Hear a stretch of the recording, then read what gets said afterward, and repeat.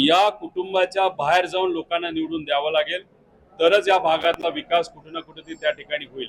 तर शेवटी कसं असतं, एखादा प्रस्थापित कुटुंबातल्या व्यक्तीला निवडणूक लढत असताना पुढचा आपला जो काही विरोधक आहे तोच राहावा, तिसरा कोणी येऊ नये।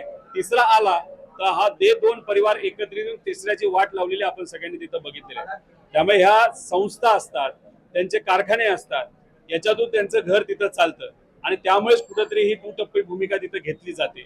जेव्हा सामान्य लोकांना इथून लोक आणि आमची सुद्धा जबाबदारी येत्या काळामध्ये लोकसभेसाठी सुद्धा आणि विधानसभेसाठी सुद्धा चांगले चेहरे, प्रामाणिक चेहरे, सामान्य परिवारातले चेहरे, नाही तर कर्तृत्व असणारे, नाही तर विचारावर राहणारे चेहरे हे दिले तरच लोक निवडून देतील असं आम्हाला वाटतं। विषय एवढाच आहे की खासदार फुटले हे आपल्या सगळ्यांना मान्य करावं लागेल आणि खासदार काय फक्त असंच गोडीत फुटलेच असं नाही, त्यांनी सुद्धा बऱ्याच काय गोष्टी वधवून घेतलेल्या आहेत। त्यातलाच एका व्यक्तीकडनं आम्हाला जे कळलेलं आहे, आता तुम्हालाही माहिती आहे, आमचे सोर्सेस आहेत, अजितदादांच्या बाबतीत सुद्धा तुम्ही आमचे सोर्सेस बघितलेले आहेत। 60 कोटीपासून ते 90 कोटीपर्यंत कॅशमध्ये निधी हा प्रत्येक खासदारांना तिथं दिला गेला असं आम्हाला काही प्रमाणात कळलेलं आहे आणि प्रत्येक वर्षी 250 कोटी विकास निधी दिला जाईल आणि त्या विकास निधीतून 15 ते जे काही टक्केवारी हे कॉन्ट्रॅक्टरकडनं घेतली जाईल, त्यातून तो निधी मिळणार जाईल। त्यामुळे हे सगळे जे नेते गेले ते पैशासाठी गेलेले आहेत, बाकी दुसरं कुठलंही कारण नाही।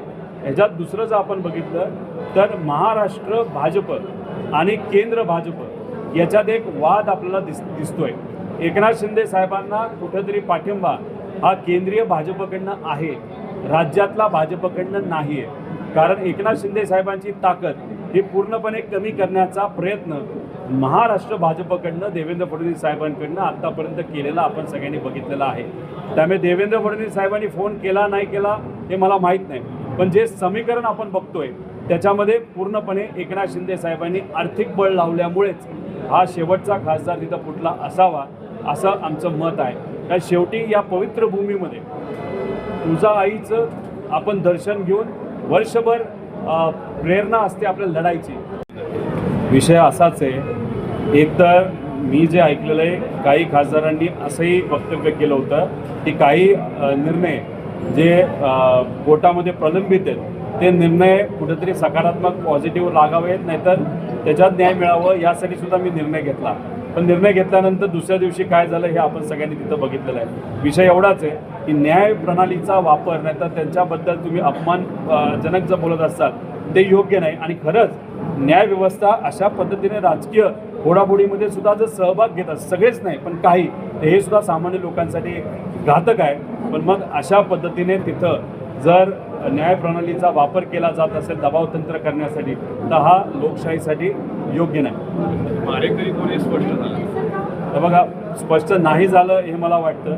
खरं तर आपण कुठंतरी लढत असताना सुप्रीम कोर्टाचा निर्णय त्याच्यात आपल्याला खूप हस्तक्षेप करता येत नाही, पण एखाद्याने न्याय मिळण्यासाठी एक वेगळी तपास यंत्रणा तिथं स्थापन करण्यात यावी, एक वेगळे अधिकारी त्याच्यामध्ये ठेवण्यात यावे। 20 वर्ष लागला नसेल तर परत एकदा ती केस ओपन करावी, त्याच्यात परत खोलात जाऊन लक्ष देऊन काम केलं जावं, अशी कदाचित भूमिका काही लोकांनी मांडू शकले असते, पण ती मांडली नाही आजपर्यंत असं मला जाणवतं। CBI CID हे सांगकामे लोक आहेत, कुठेही काय होणार नाही। याच्यात ज्युडिशियल एन्क्वायरी जर आपल्याला करता येत असेल तर ज्युडिशियल एन्क्वायरी तुम्ही करू शकता।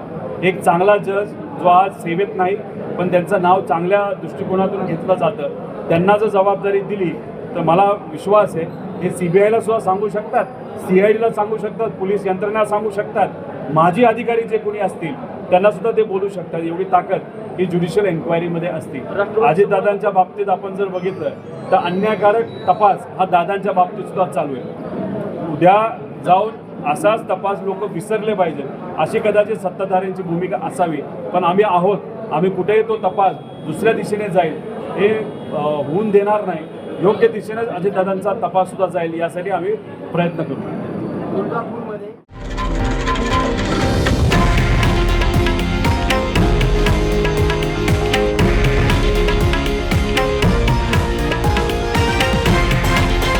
हे आहे देशातील नंबर 1 न्यूज नेटवर्क आणि आपण पाहत आहात TV9 मराठी, एकमेव।